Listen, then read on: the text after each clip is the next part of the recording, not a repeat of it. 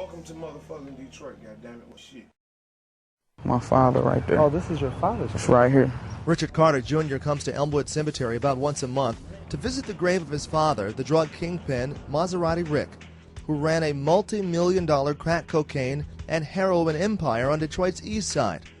Maserati Rick was known across the country for driving flashy cars, wearing the finest clothes, and the most expensive jewelry, even hanging out with celebrities. So it's ironic that he has such a plain-looking grave marker for a man who police say amassed millions of dollars.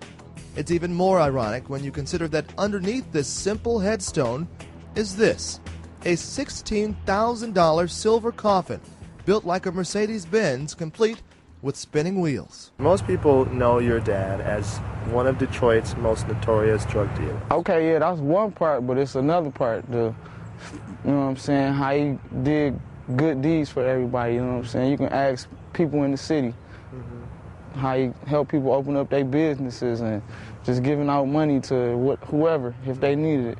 So they ain't really cover that part of the, you know what I'm saying, his life. The Maserati Rick in the headlines was infamous for running such a lucrative drug network and being the target of both local and federal authorities. All this was in the Detroit Almanac. So now Rick Jr. is on a crusade to tell what he calls a more complete story of not Maserati Rick, but Richard Carter Sr., husband, father, and humanitarian. He's kept dozens of articles and artifacts, even his father's glasses and other items. He says it makes him angry to read only about what the police and FBI thought of his dad. That's why Rick Jr. has teamed up with the filmmaker and producer to dig into what we did not read in the paper. The two started this project last year, chronicling Rick Sr.'s other impact on the community. Maserati Rick's story is very, very interesting. Flip Wilson has written, shot, and edited 8 documentaries, some about a world that few of us have seen, like prison, drug users, and gangs. Yeah, lock them up in the basement and tie them up, you know. And now this, an inside look at one of Detroit's most powerful drug dealers. We've been working on it for like 6 months now, and we found out so many things that are false about the stuff that the news, press, and, you know, the street guys are saying, and it's just becoming so intense to research his life. What do you want people to know about your dad? And what do you think is the biggest misconception of him? He wasn't like how everybody was trying to say he was, you know what I'm saying? Everybody liked him, smiled a lot. Everywhere he go, he smiled, so, you know what I'm saying? He got along with everybody. He had friends everywhere. Maserati Rick had a legendary life, but he also had a legendary death.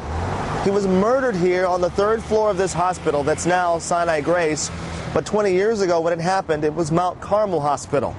He was recovering here in room 307 after having been shot by a drug rival.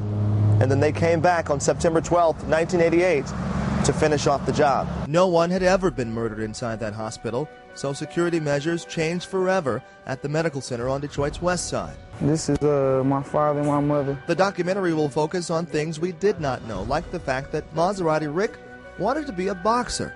So much so that there's a pair of boxing gloves on his tombstone. To us, he's Maserati Rick, but to you, he's Dad. Are you proud of your father?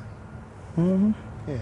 Because it's like everything he did, he was trying to, you know, it was for the family. Because his dad, as everybody knows, was in the tabloids, Jet magazine. Everyone covered it in the 80s. So my main goal is to help him get some peace in the world to know the true Maserati Rick. Rick Jr. and Flip hope to have the documentary done by his father's birthday, July 31st. Why is it important for you to tell your father's story? Who else gonna do it? Who else gonna do it? Nobody else gonna do it. In Detroit, Charles Pugh, Fox 2 News.